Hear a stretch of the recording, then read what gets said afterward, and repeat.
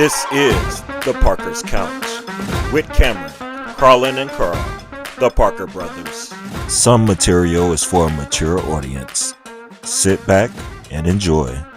Like, this is a tragedy amongst all tragedies, and he wants to make it about him. Hey, look what I'm doing, and look what the other guy's not doing. I care about you, but he doesn't. It's red versus blue. Everything is us versus them with him. Can't stop me now.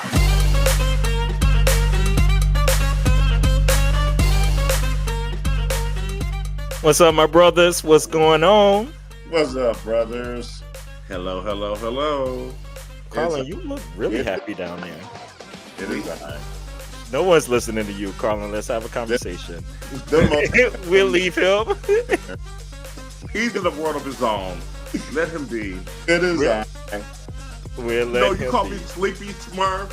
You're Vanity Smurf. Ooh. Oh, look at me in the camera.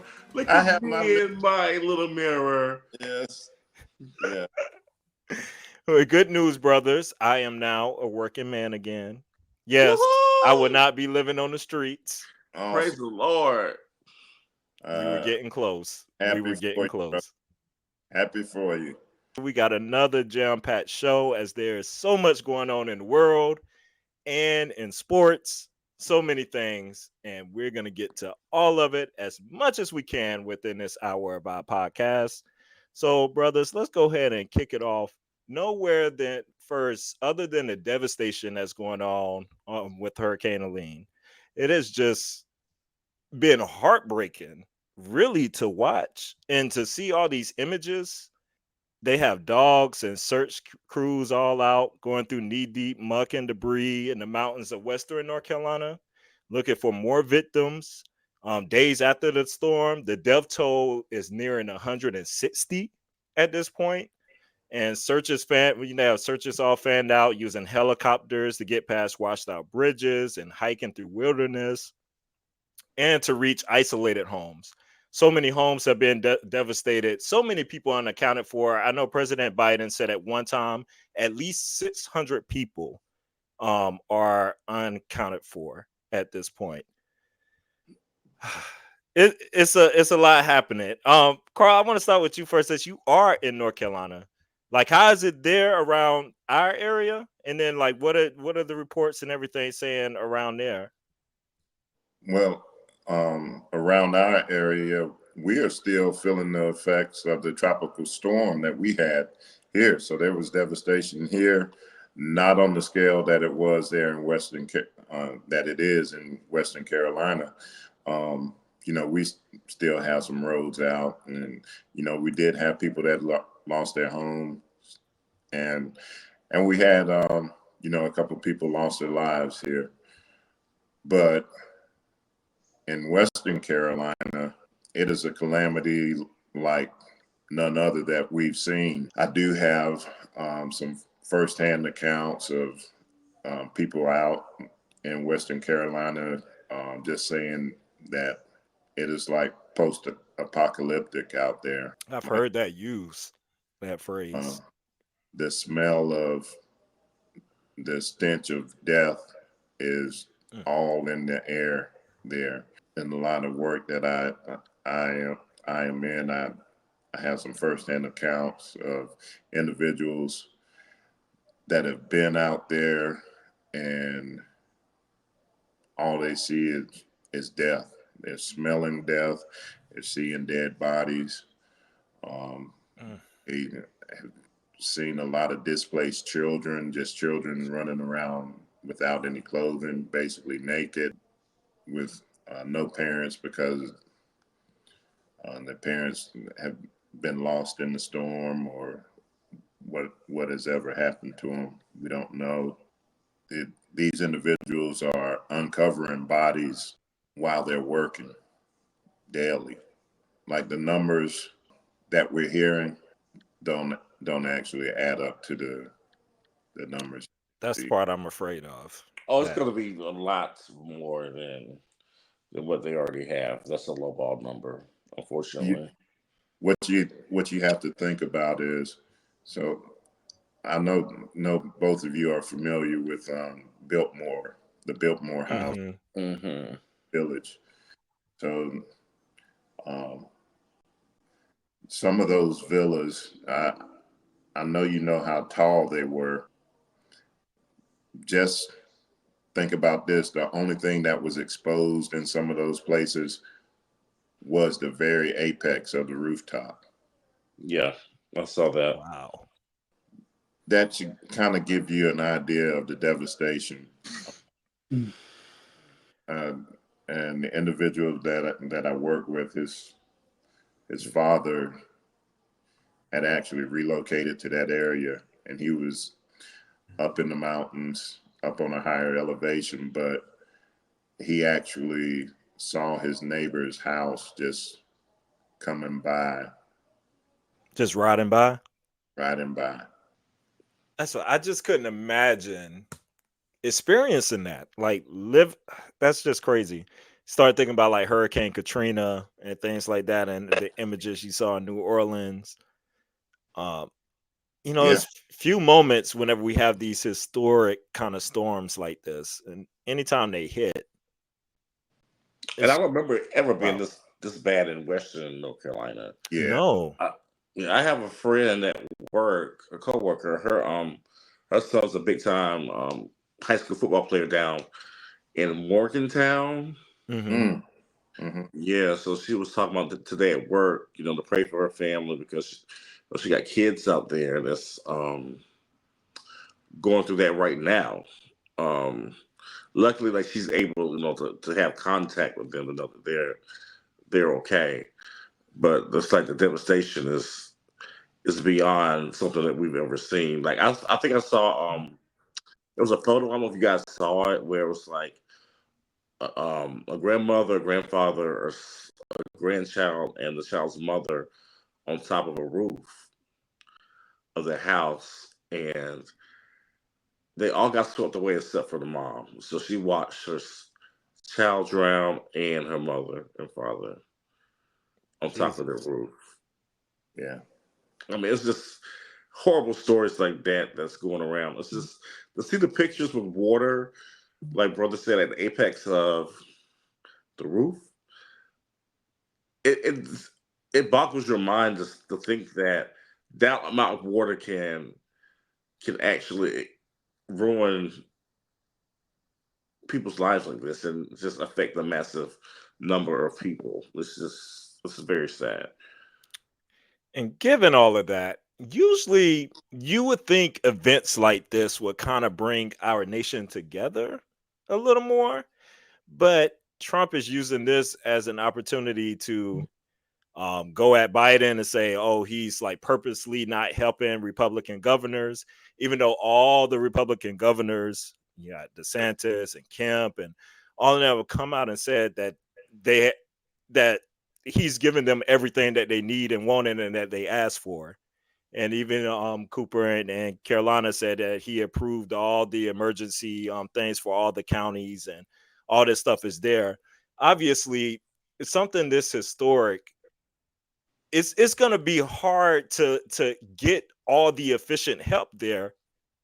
Number one, with all the devastation that you have to get through and all the people setting up, like it's going to take a lot of time. Like this is not something that's going to be instant. But he's out there like spreading those lies. When Biden was asked about it, he shut that down real quick. But then Trump has also been out there on the ground and setting up GoFundMe's, and I think they've raised about $3 million at this point. And now it's all these images of him on the ground. People are like, "Oh, this is a real president."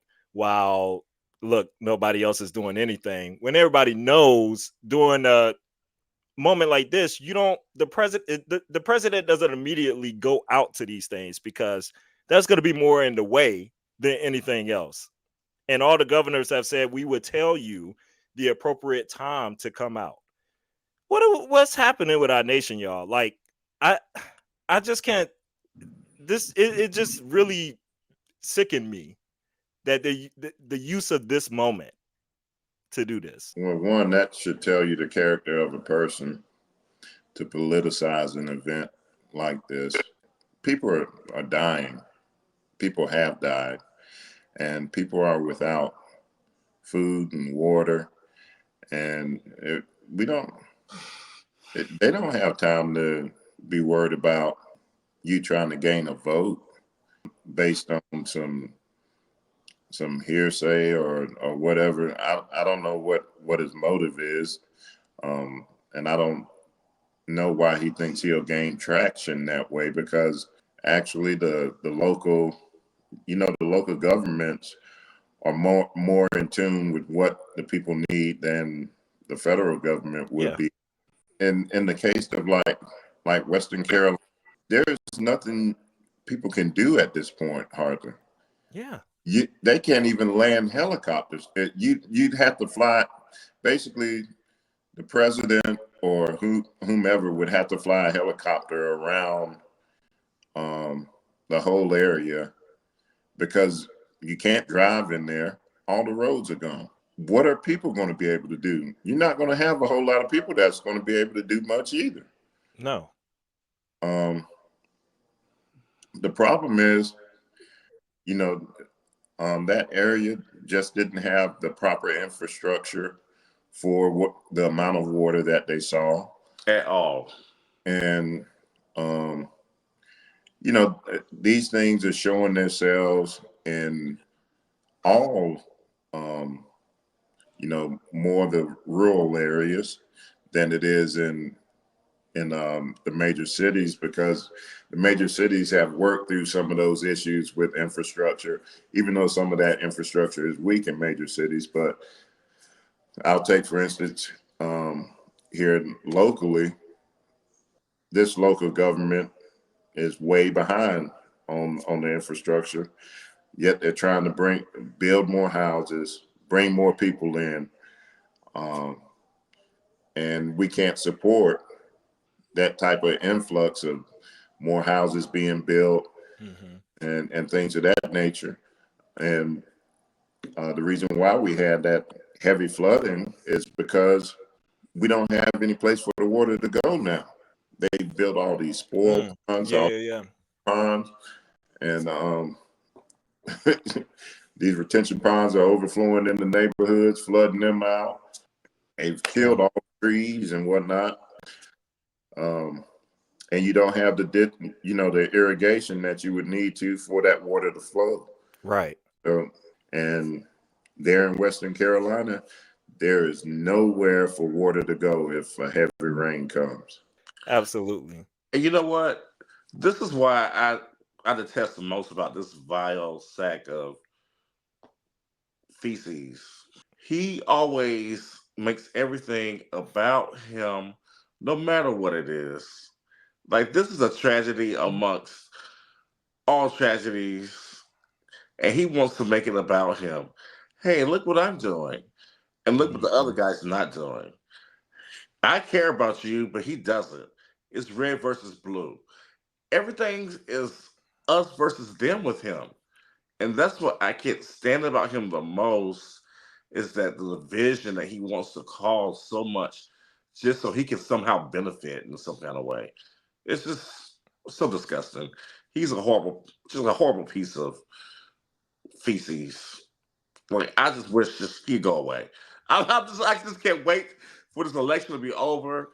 Hopefully he loses, so we don't have to see his fat, ugly, grotesque face anymore.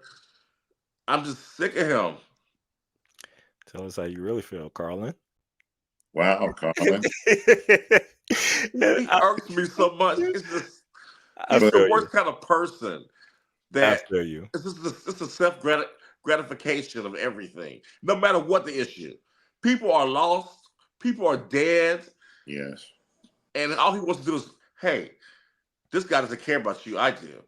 Hmm. And but it Take makes them room for photo all these ops. conspiracy theories that are out here about how, oh, this was man made, and Biden here and the Democrats or whoever are trying to come after a certain sect of people, and it's just what it's so frustrating. On the other side of all, did y'all get a chance to listen to Kamala Harris on All the Smoke podcasts? I did not. with you saw Barnes and Yes, yes, Stephen I saw Jackson. bits. I heard bits and pieces of it. Okay, and I just want to bring I just want to bring this up. I listened to it. I got to it was about a 45-minute or so podcast. This honestly was the most authentic and just warm and just right at home I've ever seen her. And I'm like, anybody doubting this woman is not a black woman or was not raised that way? And I tell you, whenever they asked her about the question of race, because I saw this one clip going around and people was trying to, talk about it like it's like some crazy answer. But of course, you know how people take snippets and don't listen to the full thing that she says. She said, like, she ain't worried about that. She don't listen to that. She was like, there was no confusion in her home. My mama raised me and my sisters as black women. There was never a question. And she said, if people want to talk about it, do they really want to have a conversation? I tell people, let's have a couple hours to talk about it. Do you want to talk about the racial structure in America?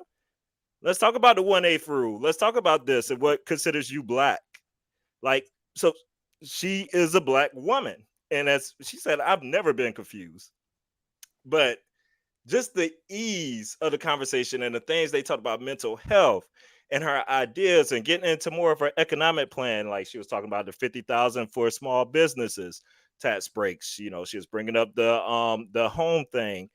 And I know we talked about, me and Carl kind of had a little thing on the economic plan, and I wanted to get an update where you are on it, Carl. I wanted to mention All the Smoke podcast for anybody who has not listened to it to go and listen to that, because I'm like, that's my president. Do we feel like she is making the moves economically in that direction, brother? You feel any different? Um, I don't feel any different one way or the other, really. To be honest, guys, I'm gonna make it regardless. You know, I Hello. Period. Point blank. is my take on it. Um, however, of course, we all want to not have to do it as hard to make it, but Mm-hmm. I'm still gonna make it. I don't care who gets in there. Um, what I just want some authenticity in office on the economic piece where she may get some pushback right now is how Biden is going to handle this strike, the port Mm-hmm. strike, and that's what's going to kind of sway voters right now, because here's what can happen with that if if Biden does have the authority to say, I don't care what y'all talking about, y'all gonna go to work. Right. He does have that authority. The Taft-Hartley Act. He can Come pull in, that. y'all got to go back to work. Now, if he does that, what will that do, or what kind of taste would that leave in certain people's mouths, and how would that impact Vice President Harris going forward? Um, And Carlin, we're gonna bring you in with this too. And since you're their brother, I just want to let's jump into this strike, because and I think that has implications for the VP debate that's going to be going on, that we'll watch later tonight. And just for y'all out there, know that we're going to do a special episode on the VP debate, so you'll get our thoughts on that. But we're recording this before that happens. But the massive port strike is going on across the America's East Coast, and this has a potential of a huge economic impact, depending on how long or short this strike can go on. Estimates are saying about 4 to 5 billion a day. Nearly 50,000 members of the International Longshoremen Association, the ILA, we all know about that, are on strike against the nation's east and Gulf ports, choking off the flow of many of America's imports and exports, and what could become the country's most disruptive work stoppage in decades. And as you was just talking about, Carl, like the balance that Biden is in, because he's been the most pro-union president that there is, and he's been backing them, and he's actually come out and supported the workers on this. And he could, and now he's getting all this pushback from the Republicans because it's like, hey, yo, you could end all this right now and send them to work. But he has this balance. He has this is such a difficult position that Very the administration is in right now. And I agree. This is because people are not gonna understand the intricacies. All they're gonna see is what's missing in the grocery stores or what's missing with what they can't get. And then that's gonna come back to the president. well. It, here's what would happen. So if it only lasts a few days, we won't see an Right. impact. East Right. Coast. Now, if it goes over weeks, then It's gonna be ugly. it it's going to be tough. If it lasts right up until election time, Oh yeah. So like it 35 days. it will be it would be tragic because the prices of goods would go up astronomically here on the East Coast. What would happen is we'd have to have goods transported from the West Coast because the West Coast is not striking. Right. Right. It's It's the it's, East and the Gulf. it's the East Coast that's striking, and so we could receive goods from the West Coast, but that would mean double and triple prices. You be paying a lot more, yes, for the goods. And just some of these things, just so that you know what they're saying, like a lot of these docks and the cargo ports from Maine to Texas, and it includes bananas, European beer, wine, and liquor, along Yep. with furniture, clothing, household goods, and European autos, as well as parts needed to keep U.S. factories operating and American workers in those plants on the job, among many other goods. Um, now, bananas is the biggest one. Oh yeah. What On do the you? flip side, though, I understand what the workers are talking about. Oh yeah, You know what? absolutely. The workers are so a union worker makes about $81,000 a year. That's that's what they make. Now they can make more working, long hours. They'd have to work a substantial amount of overtime.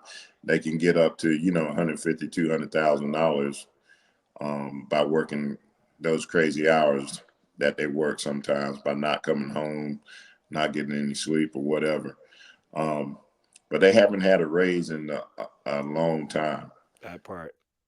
especially here on the East Coast. Now on the West Coast, they get paid a lot more than what they do over here on in the East Coast. So But they're arguing for 70% increase over 6 years to correlate with inflation and whatnot. But the biggest part of that is automation. They're fearful of what's going on right now with technology, uh, robots, Hmm. things of that nature, coming in to take, jobs. So oh, it's that's that bound to out, happen. some of the signs that you see out there, like a machine is not going to feed my family, Hmm. Right. you know. So, um, and one of their things is that they're arguing for is no automation and 70% um, increase. Let me chime in real quick. Yes, sir. Let me tell you why it'd be absolutely ridiculous to vote in a Republican to handle this situation. Donald Trump at his last, if you want to call it, little gathering or whatever, said I hated paying overtime. Oh God, I wish if I didn't want to pay it, I didn't pay it, so I got somebody else to do it. And not only that, I don't know if y'all remember the state of Kentucky. I think it was last year signed in legislation where they were no longer going to pay for Yeah, that lunches. was Kentucky. You were not allowed to have breaks, and they were not going to pay overtime. Hmm. So yeah, go ahead and put a Republican in there and see what happens to you and your rights as a worker. Donald Trump said his favorite period in time was 1890 with McKinley, when he had all these tariffs. And guess what? No workers' rights. Hmm. I mean, they're putting it in front of your face what they want to do. So I understand the strike. Please, by all means, strike. Fight for what you want. But please be very smart in how you vote for this. Because if you want to show your anger and vote against, Joe Biden and the Democrats, when Joe Biden has been the most, like you said, brother, pro worker president that we've ever seen, you're really going to be in for a surprise. You're getting these Republicans in here and let them put in their mandates of not paying you overtime, not give you workers' rights, telling you, hey, just go back to work. Like you said, the Republicans sit in the House and everybody's telling Biden, just make them go to work. Hmm. They want to force labor. They want to force women to have babies. They just they're just power hungry, sitting back on their behinds, trying to make money as much money off of you. And I say something I rarely say, or I don't think I've ever said, but Trump is being smart about this right now, Yes. as he's just folding his arms, Mm-hmm. sitting back. While I'm like the man who says something all the time, like he didn't join all those Republicans Yep. in doing that, but he's just sitting back and watching this unfold. And Trump knows how to talk to that worker Oh, better absolutely. than Biden can. That's why they related to him back in 2016, 2017. It was more emotional than it was policy Mm-hmm. driven. That's the part. That's the part I was going to say. It's recency bias. It's emotion. So and one thing that you guys were talking about, Trump. See, he understands this part of business and negotiating. Um, the first one to speak loses. Yep. So he's sitting back and he's letting things play out. Now, what he'll do is he'll sneak in on the backside of this and say, "Hey, this is what I'll do for the union." And can Uh, I mention about the Kamala Harris thing too? Yeah. mhm. Um, I told my dear brothers, just be patient. It's coming. The plan is coming. They run the campaign a certain way. She's gonna get her plan out there. But I just look at the presidency a different way than I think a lot of other people do. I don't look for the president to come here and save the world. Like, oh, the president's gonna come in and now I'm gonna make all this money on my job now. No, that's not how it works. So I just want somebody who's competent, who can represent our nation internationally, who can represent us domestically, can put forth a plan, that like try to build up the middle class like she's talking. But I'm not naive enough to not understand that no matter what she says, it depends on what happens in the House and the Senate. I know we top heavy with all, but there's so much going on in politics that's really fascinating. And we're gonna definitely be talking about this strike for a minute. I can't leave the political realm though without bringing in Iran and Israel and what This frustrates me so much.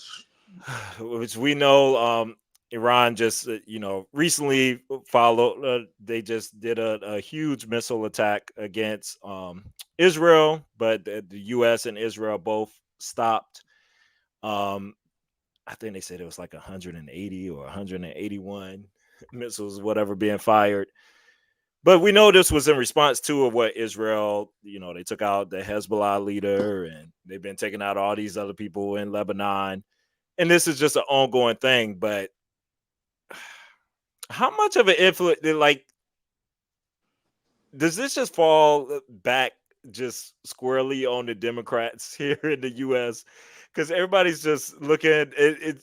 I just see Trump and everybody's just using this, talking about World War III, talking about weak leadership and everything like that.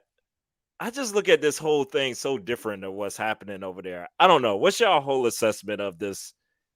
Well, I don't know if y'all know that Tanashi's writing a new book where he visited I think it was like Columbia, South Carolina. No, I be side eyeing him sometimes, but But go listen, ahead. I know, but listen, Tanaha's a but coach. listen, Okay. I'm I be going somewhere side with eyeing him this. sometimes, I'm going but somewhere it's with some this. things he got. But I he Who did you say, Carlin? Tanashi, Tanahashi, coach. Tanahashi, Tanashi. I call him Tanashi, but Tanahashi. He did go to visit Israel, but he said it was like just kind of like segregation over there. It reminded him of like the 1960s, how Israel's getting away with a lot of human right violations that are not being brought to the forefront in terms of how it was like. He had to go there to learn that. But I'm just saying no, I'm just saying if you listen to the interview, Okay. it was really a little bit more in depth about his experience there and how and to me how I feel about it is that I'm sick of this. I don't know what to say. I'm just really sick of Netanyahu. I wish somebody would just vote him out of office somehow. Get him out of there. I think Netanyahu is the main source behind all this turmoil. I think he's working with Iran and with Hezbollah, and then they're working together to with all these conflicts to make sure that he stays in office and that he can really do more to really solve this situation. But he's purposely not solving for the betterment of the right side of the agenda of the Israel coalition and the people on his side of things that want to keep um, the status quo and save his own neck because he didn't want to go to jail. So, uh, from my perspective, um, these things have been going on long before Netanyahu and Palestinian um, regions and Israeli regions have gone on for the longest. I mean, these are things that we've read about in the Bible and in history class, and uh, it's not anything foreign. Um, but what I what I do see in the background is China and Russia juxtaposing their positions against the U.S. It's just a way that they can uh, ease in on the Iranian side, and um, there could be some grumblings of, you know, a war started out of this. All right, brothers, let's get to some football. Yeah, And let's go through this and let's just hit it. All right. Let's start with the Bills Ravens, which was billed as the game of the day, the game of the weekend, the game of the night. And I think I picked that right. Did I not? I did too. I think we all got that one right. Okay, did we? I Okay. mean, the Ravens are my Super Bowl team. I told y'all that in the last podcast. And so this was even, before this game happened because I just see it with them. And let me tell you something. If they do what they did, Henry, 199 yards. I'm still mad they didn't give him that extra yard. I would have kept him in there. I would have ran that on fourth down. I don't care. as what he did for that team that night, he deserved to get that 200 and break that record. 3 TDs, that 87-yard run to start, but it was a 35-10 route. It was never in doubt. They did not give up a lead or whatever this time. Was Buffalo's first real test of the season. I feel like they were on the road. I'm curious y'all thoughts on this game. One question I had, I was like, did you learn more about the Ravens or more about the Bills in this game as you're thinking about your assessment? I'm curious about that. Which what y'all biggest takeaway? Well, Cam, you did question the Bills' schedule heading to this game. You said, who have they beat? And that really made me think a little bit more into this. I was like, you're right. They really haven't beat a top tier team. But I think this matchup, though, in particular, is just a bad matchup for Buffalo. Their front seven cannot handle the Ravens whatsoever. It's a terrible matchup. So I thought the Ravens would run the ball down their throat, which they did. Um, to me, it says the Ravens really should be 4-0 right now.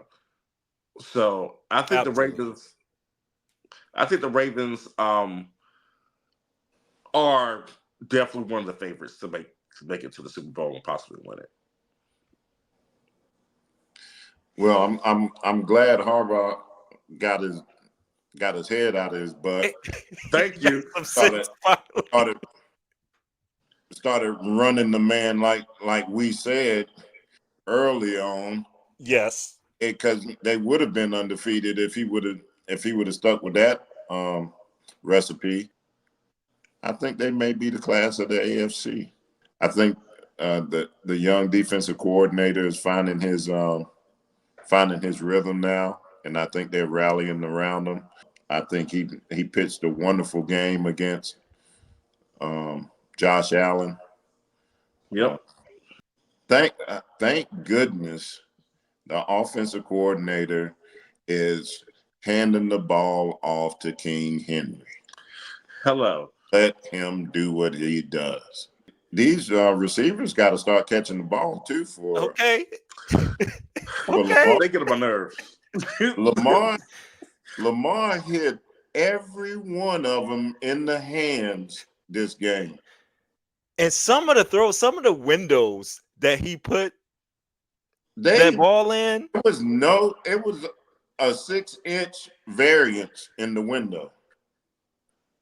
and he's dropping it. Like he's on his game right now. Lamar Yes. is on his game. Lamar said, I don't care about those stats. He said, I can throw for 50 You saw yards that? as You long as saw we that? win. He I said, don't Yeah, care. don't be coming in my DMs and responding on stuff with your little bets With your going on. parlays. But baby, King Henry, he ran the pill. And who says King Henry they have no top end speed? The Who oh, lies said y'all that? told he hit 22 miles an hour on us. did. Who said that? Mm. If he ain't got no speed, he got a stiff arm. I know that. Yes, he does. And as much as this told me about the Ravens and what they can be, but I kind of already knew that. For me, like it told me a little bit more about the Bills, and now I'm back having some question marks. Though it is a tough matchup. It's I just didn't like what I saw, and I saw like panic coming from their side. They started resorting to trick plays and doing everything and going all this. It's like I Yeah. I I I just I don't trust. I really don't trust the coaching staff as a whole and everything over there on the Bill side. I don't trust that they're gonna come through. And it was showing me some of those signs. I think Josh Allen is still incredible. I think he's still been one of the best quarterbacks in the league, so far. Um, that could be debatable if he's been the best or not. But They're just I, not dynamic, brother. they They don't don't have have enough. they don't have enough. They're missing a piece or two. And I had a coach that always told me, anytime you start bringing out the trick plays, that's because your team is inferior. You can't beat them straight up. Yeah. So when that's the panic mode. They knew their team was not equipped to face this team straight up? I think it was more or less they were feeling themselves. If you notice all the other games, it was trick plays in all those games. There The were game, a lot. There are a lot going on. yeah, Were they trick plays or were they like deception? the game prior to that, they had 4 trick plays for touchdowns in the first half. I mean, it was. That's true. I can It. do that. I think it's this coordinator is a gambler. Like It's a little too gimmicky for me. he's gimmicky. Um, however, it's one game against a tough Ravens squad. I'm not pulling the panic button, Very and true. they are. All right, let's get to our teams, y'all. Now, did they have appropriate bounce back weeks? The Cowboys beat the Giants on that Thursday night game, 20-15. The Niners handled the Patriots 30-13 at home. How are we feeling?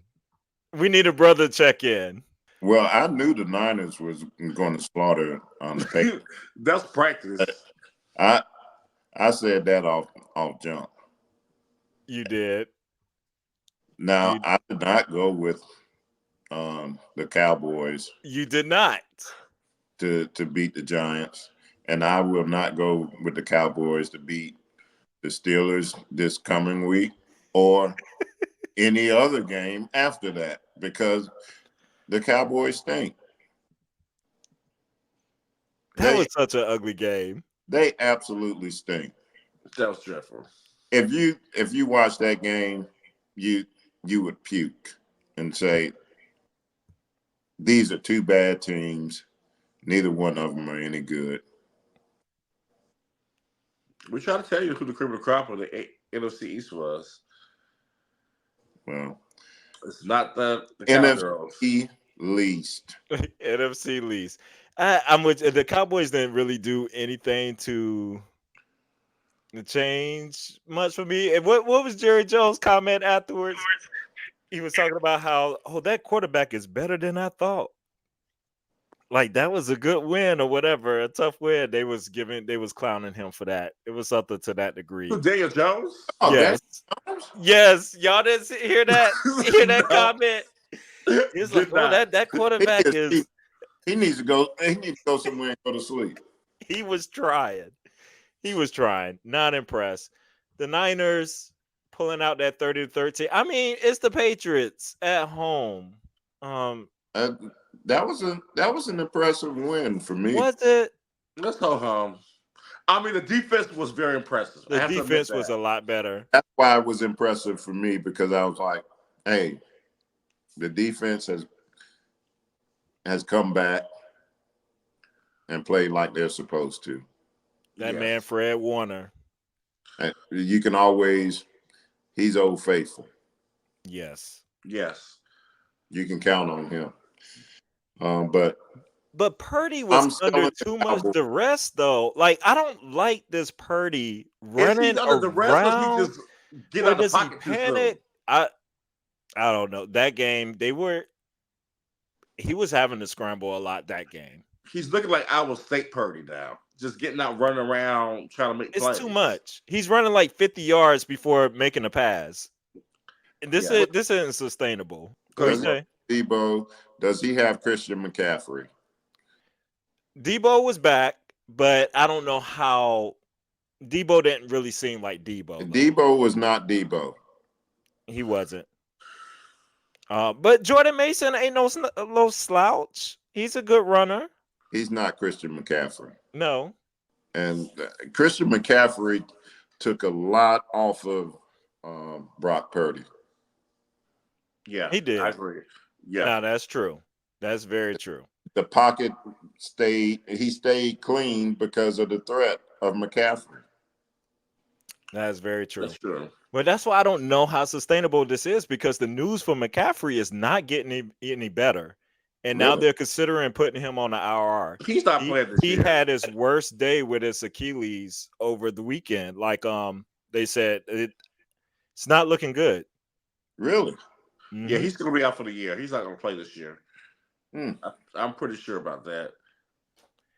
So my level of concern is still there. I just need Purdy to trust his reads. He has missed wide open receivers many, many times He has. just to run around acting crazy. So get it together. And penalties, penalties, penalties. I swear, if we do not stop getting penalties, but that's across the league right now That, with stuff going on. I think the refs are just flag happy this year. I Yeah. It's getting on my nerves. Yeah. And brother, bad news. I don't know if you saw Justin Lawrence is out for Lawrence is out another 4 to 8 weeks. Yes. Yes, I And know. Parsons is injured too. And So is out with a high ankle sprain. Ah, that's why I said I'm not. I'm done with the Cowboys. Yeah, it's over with for me. All right. Well, since we're talking about injuries, let's go to a big one. In the 17-10 victory, the Kansas City Chiefs over the Chargers, which I'm sure, Carl, that you picked the Chargers, if I remember. And I said, I'm never picking against the Chiefs. Let's Did I say the Chargers? you did. You did. No, I didn't. Oh, I was drunk or something. you know something.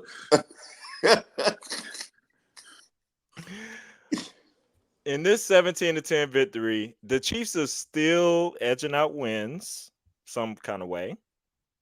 But Rasheed Rice going down. Like that was Mahomes did it. so devastating. Off of that Mahomes interception, he just has not been himself. And then he took out his man knee. Are they cooked? If they don't have Rice, like, what are they gonna do? Like, can you keep?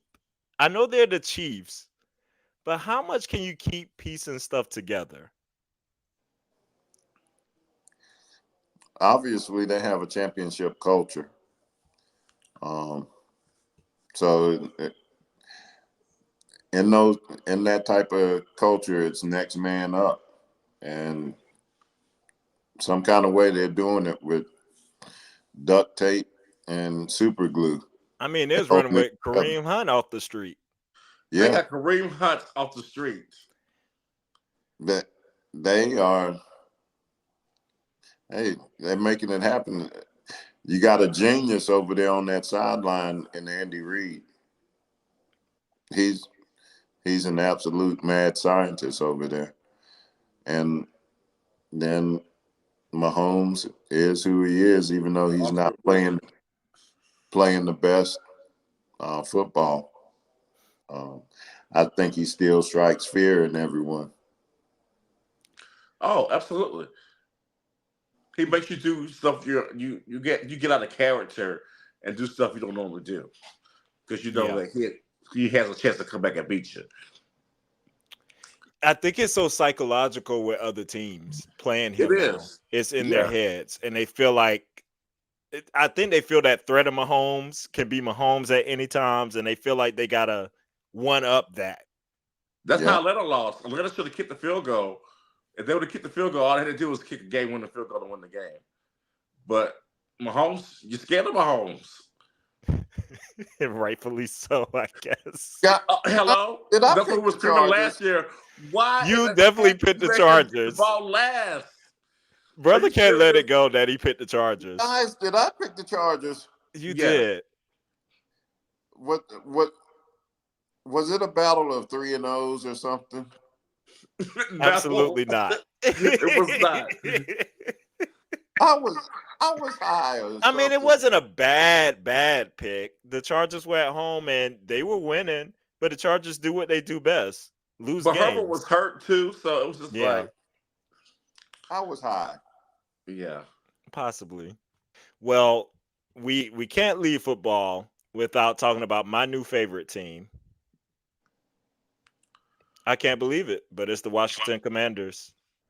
Watch the Commanders. Absolutely. I guess it's I don't have to say the Redskins. They're not the Redskins. I never liked them. But the Commanders, now I can rock with this Daniels out there. Y'all, I am so impressed with him. 26 out of 30. 26 out of 30. Touch running, touch passing, 42-14 route in Arizona. The dude is And they are special. running that pill, baby. Running it down people's throats.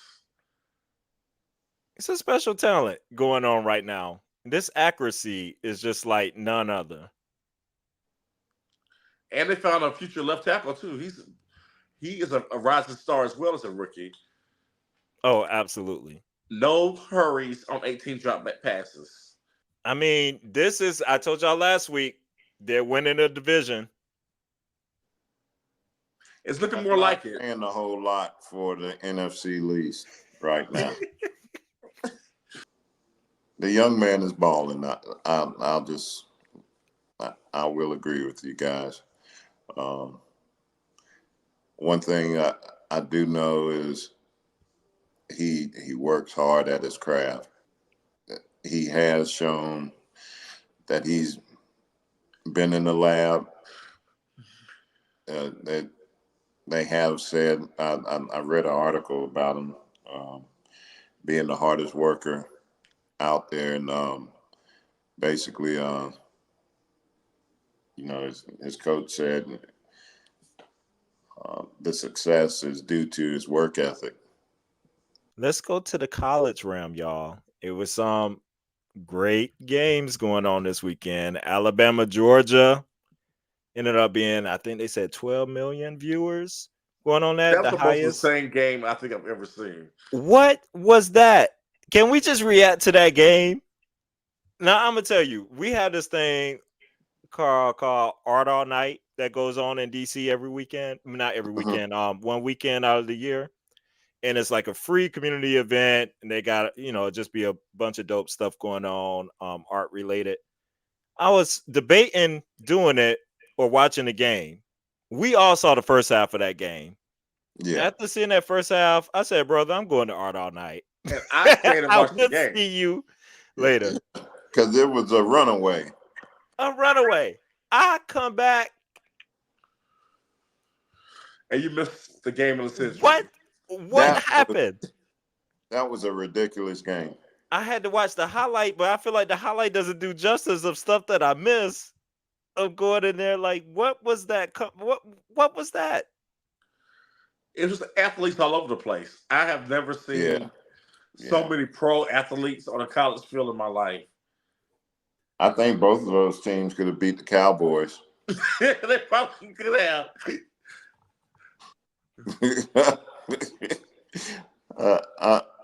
I'm sad. I think both of them could have beat the Cowboys. That's how Leave your pitiful. Cowboys alone. This Milroy Williams connection is something to see. This freshman wide receiver, yeah, is bananas. All I got to say is Milroy is he's a freak of nature. He's a freak.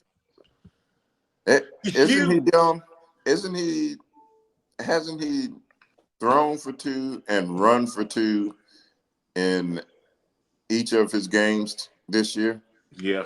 Ooh, I wouldn't doubt it. I haven't seen that stat, but that sounds right. Right now, I'm gonna flip it a little bit. Right now, Milroy or Hunter.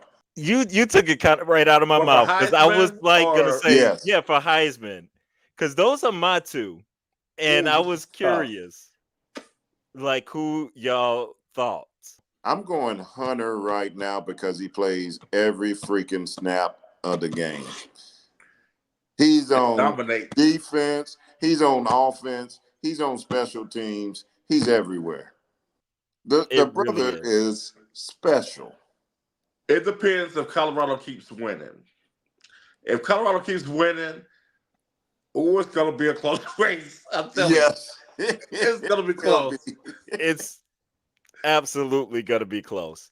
This primetime game, this game Georgia kind of took it up another notch for Milroy for me. Yes.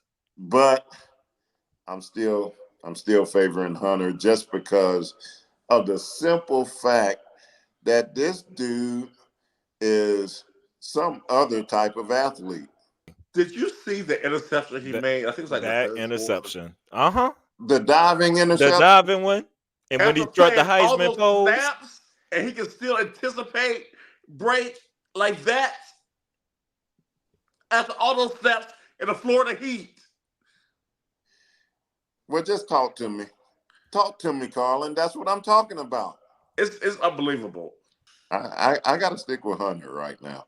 I'm gonna stick with him.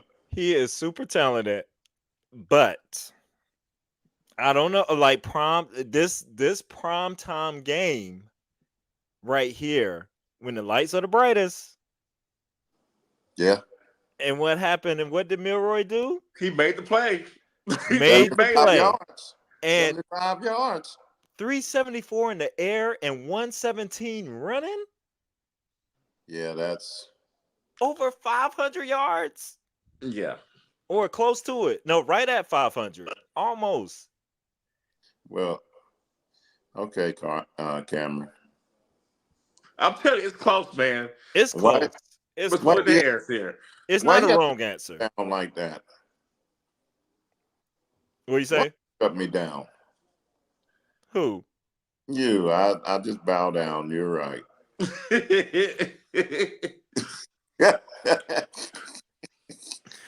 He's silly. But let's go to Colorado since we're talking about that. They had their big victory against UCF. Um, and one thing I did want to mention too is because the hate for Colorado, y'all, it's just real. They Where's this stemming from? They hate to see these people be successful. What? I don't Who's these people? Let's These just black okay. folks. They hate seeing these black folks, and they hate seeing Okay. that man Dion, that ninja, out Just there turning keep it a real. program around. Keep it real. Let's not step around it. Keep it real. How I dare you inject any confidence in these young black men? I I just want to read y'all. I don't know if y'all saw this one article where ESPN's David Hill and what he had to say, Oh my God. This is ridiculous. but What did he ESPN's say? ESPN David Hill questioned Colorado's status as a true contender, using a colorful analogy, as they say, to describe the Buffaloes' approach. He likened their performance to an extravagant but chaotic bank heist. Despite some shortcomings in areas like running the ball and protecting the quarterback, the team's success continues to surprise critics. Here's what he said. The Buffaloes are basically what it would look like if Deion Sanders planned a bank heist by hiring a getaway driver in a Ferrari, dressing a bag man in a tuxedo, and assuming the rest would work itself out. And somehow it's all working out. The Buffs demolished UCF 48-21 behind 3 touchdowns from Shador Sanders and another do-it-all performance from Travis Hunter. Colorado doesn't run the ball, doesn't play great defense, doesn't protect the quarterback. And I'm like, Who is this guy? Y'all allow someone to publish this? Who is this guy? David Hill. He's an ESPN writer. Mate. No, I'm not gonna. I'm not gonna be divisive right And now. I'm gonna say in this last quote, just I read this last little paragraph. It says, however, numbers don't lie. The Buffaloes were once again propelled by standout performances from quarterback Shador Sanders. Look, he can't deny what's going on, who threw 3 touchdowns, and two-way star Travis Hunter. Hell noted that while Colorado may not excel in all traditional football categories, Sanders and Hunter are generational players who consistently find ways to win, because you can't deny that. Coach Prime has created a dynamic team that defies conventional expectations. Even if it means cutting 20 players, they always got to throw shade. Even if it means cutting 20 players to make room for DJ Khaled's entourage on the sidelines. What editor let this go by and say, yeah, this is good. Let's go ahead. Let's run with this. You said this guy's name is David Hill or Hale? Hell. Hale. Mm-hmm. I'm just going to go out on a limb and say this guy is a Caucasian male. Oh, absolutely. uh, that's a big chance, brother.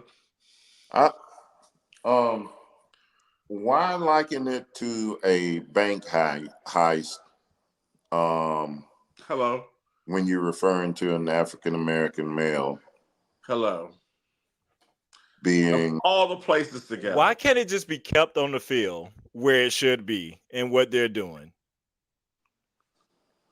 If this was anybody else but Dion and these guys, do you understand the story? Like they'd be foaming at the mouth.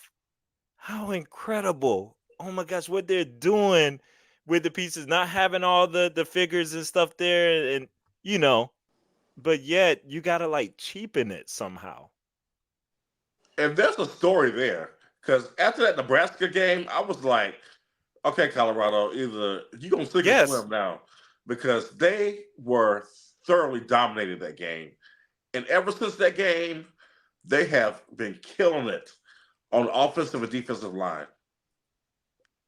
They are that's where the changes come. They're running the ball more effectively, and they are playing really good defense. So I'm gonna keep it on the positive side. Colorado and Dion has really turned this program around. I mean, they were like winless, weren't they, before he got there? Or won one game or one or two games. yeah, it So was they terrible. they were they terrible. they have won like one game in 2 Yeah, years. Yeah. some mess. Uh, so So that's the and story. are we saying are we? Can someone say that Deion Sanders is a good coach at least? Right? I mean, Can we? hello. Can that Hey, just be can I acknowledged? can I at least get that? Like you guys said earlier, if this was someone else, hey, if this was Marshall, we are Marshall. Okay. Exactly. What happened then? Now I know there was some other things that happened along that boosted that as well, but I'm just saying if Dion was Daniel or Dan Yeah, and maybe didn't have as much melanin, it might be a great story. we got to close out on this. It's the last thing. The trade. Oh yeah. How did The I forget Knicks, about the trade? the Knicks and the Timberwolves. Yes, we got to say something about this. Randall, now a Timberwolf. Carl Anthony Towns, now a Knick. And DiVincenzo was in the deal as well. Um, I didn't look at the other conditions. Were there any other conditions?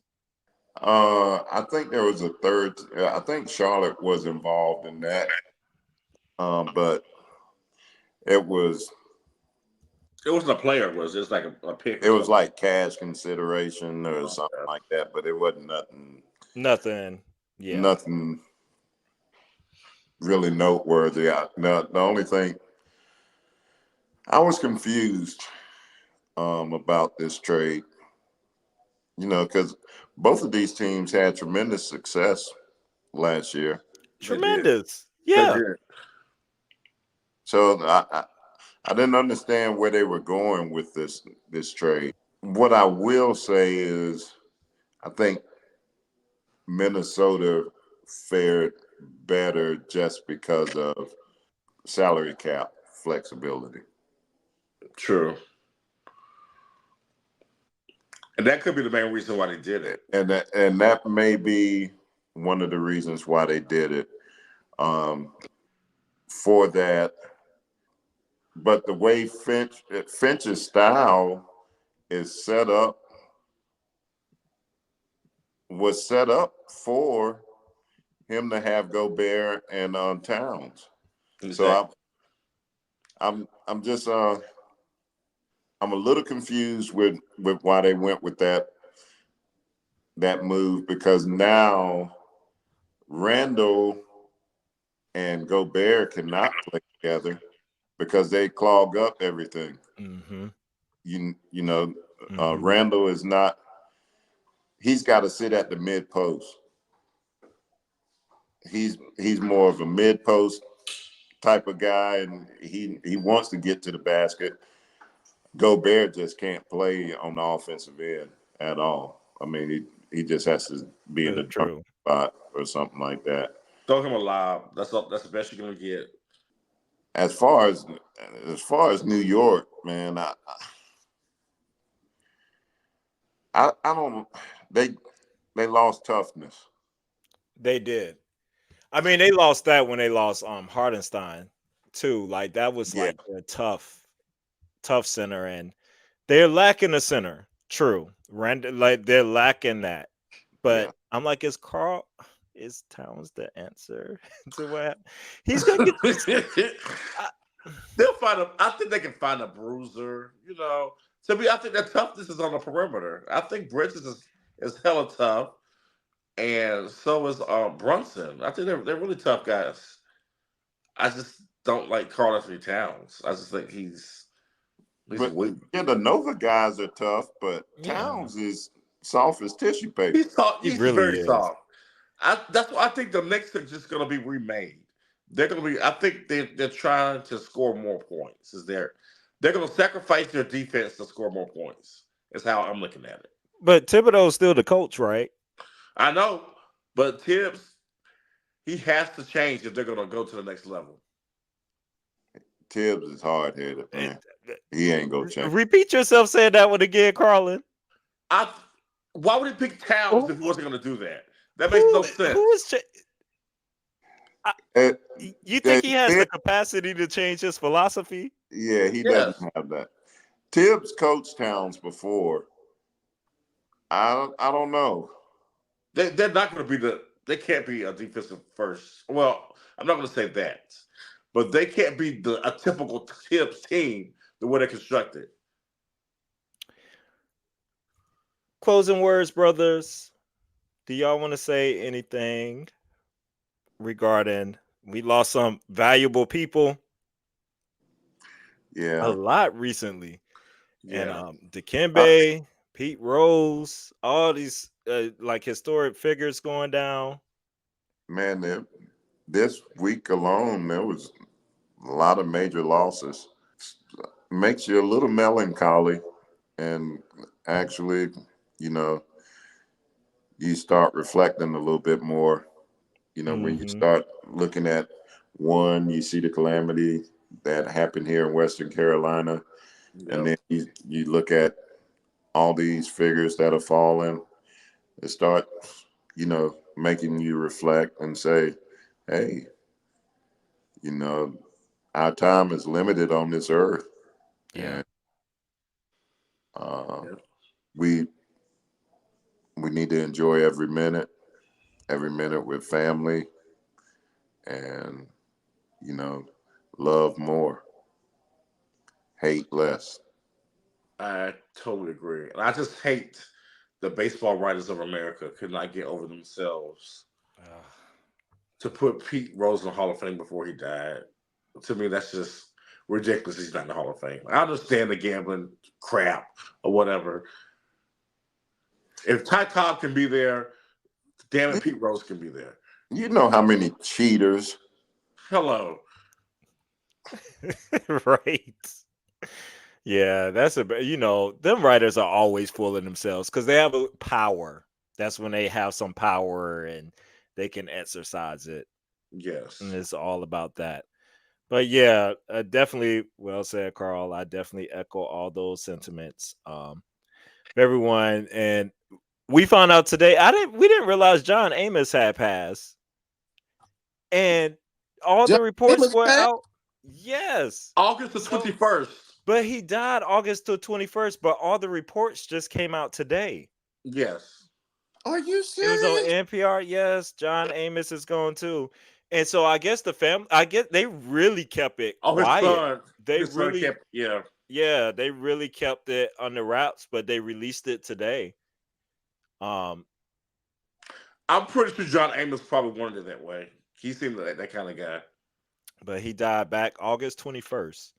Oh my But goodness. that was, yeah, he's been gone for a little bit now, but that's James Evans is gone. damn, Damn, damn, damn, damn. damn.